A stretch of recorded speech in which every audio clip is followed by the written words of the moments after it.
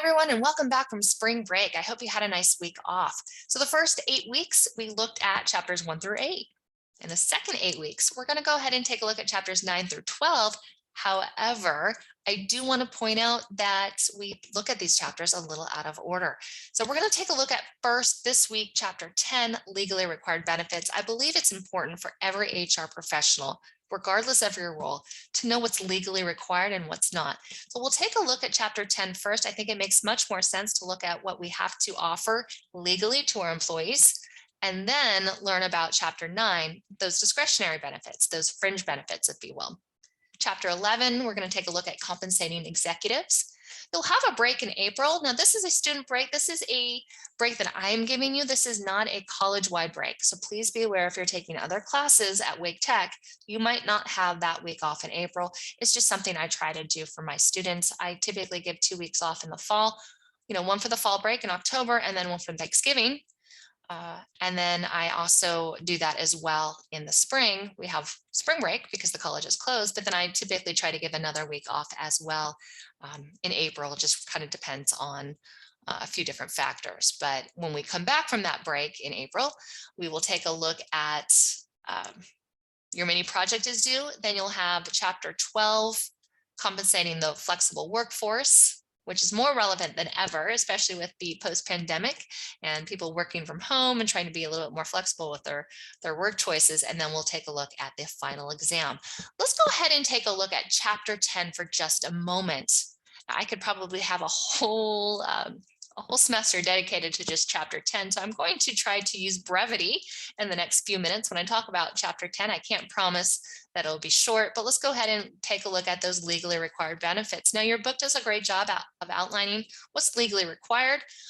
There is a great video as well. So even though my videos are optional, I'm going to highly suggest if you are going to want to work in the HR profession sometime, watch this video. This talks about all the benefits that are legally required. And if you don't know what's legally required as an HR professional, I can guarantee you will have a hard time finding a job. So please learn what's legally required, and we'll go through this in just a moment. But this talks about all the different things that companies have to give their employers or employees, excuse me. Now, I want to go ahead and talk about healthcare for just a moment. Like I said, I can talk all day long about healthcare. I'll try to use brevity here in the next minute or two, and then we'll wrap it up. But basically, healthcare is a very interesting benefit that has to be offered. It really depends on the size of the organization and the number of employees. So let's go ahead and take a look. So the Affordable Care Act, ACA, it was passed in 2011. It has two perspectives. So it has the perspective from the employer, and then it also has a perspective as you as an individual. So let's go ahead and first talk about what's legally required from the employer standpoint. So if your employer, if your company has 50 or more employees, you are legally required to offer benefits to at least 90% of your workforce. There's a lot of different requirements in there. You'll learn about that this week. But just know that if you have 50 or more employees, you have to offer healthcare. Companies who have less than 50 employees are not legally required. However, a lot of them do offer it. I know a lot of companies, small business owners that offer benefits even though they have less than 50. They don't necessarily have to, it's not legally required, but they do that because they want to attract top talent, right? All right, so that's the employer standpoint. Let's go ahead and talk a little bit about you as an individual. So when the Affordable Care Act first came out in 2011, it said that all individuals had to have health insurance, similar to all individuals who drive a car have to have car insurance. I don't know if you know this, but it's illegal for you to drive your car without car insurance, right? And so back in 2011, when the Affordable Care Act first passed, it was deemed that all individuals have to have health insurance. Well, it went back and forth. There's a lot of politics involved, but long story short, it is now not legally required for you as an individual to have health insurance. I think that was as of 2018 or 2019. There's no penalties or fines. So prior to 2018 or 2019, again, I don't really know the exact year. I know it was recent. Individuals who did not have health insurance were fined if they didn't have it. but that is no longer the case. Now, there are some states, however, that is the case. I believe there's about 5 or 6 of them that do require their individuals to purchase healthcare. I know California is one of those states. I want to say Massachusetts is another. I could be wrong. Please don't quote me on that. But I'm just thinking about some of these that I've learned about over the years. In North Carolina, you as an individual, it's not legally required for you to have health insurance in this state. So let's go ahead and summarize that healthcare for just one more time. So the Affordable Care Act requires employers to offer health insurance if they have 50 or more employees to all their full times. And then you as an individual are no longer required to have health insurance.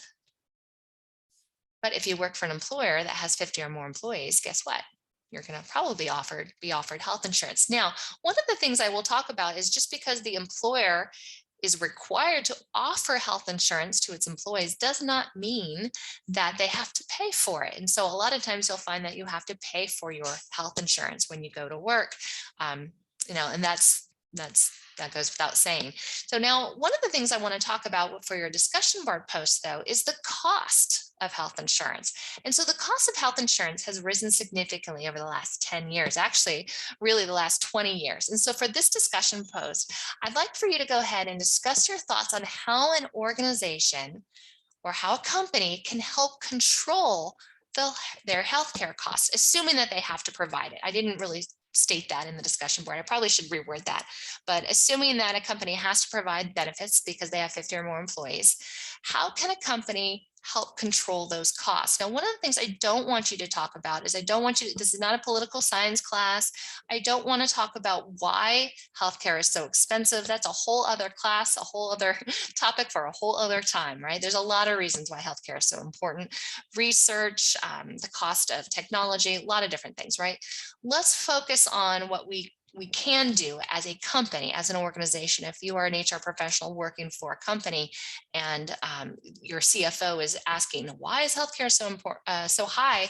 How can we lower the cost of healthcare? What can we do? There are things companies can do to help lower those costs and to pass those savings on to the employee. So that's what this discussion board, this is what this assignment is all about. So what I'd like for you to do is research how companies can lower their costs. There's a lot of different sources out there. It shouldn't be hard to find. Go ahead and sort those or cite them, not sort them, sorry. Cite those sources as well when you find them. All right. The rest of the directions and instructions are here. You're pretty familiar with the discussion board post at this point in the semester, so I won't review those. You can go ahead and look at that, but please reach out if you have any questions, and have a great week, everyone. Thank you so much.